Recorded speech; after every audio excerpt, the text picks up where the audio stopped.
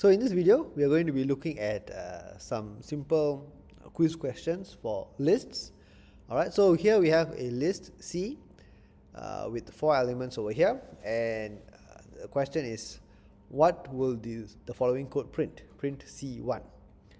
Alright, so think about it, alright, for a while. Okay, if you want, you can pause the video. Alright, so let me just show you the answer. So if I run the code, okay, what will be printed out is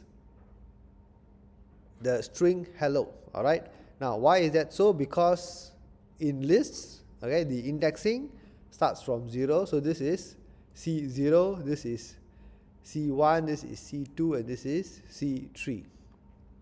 Okay, so C1 refers to this element, the string hello, and that is what is printed out here.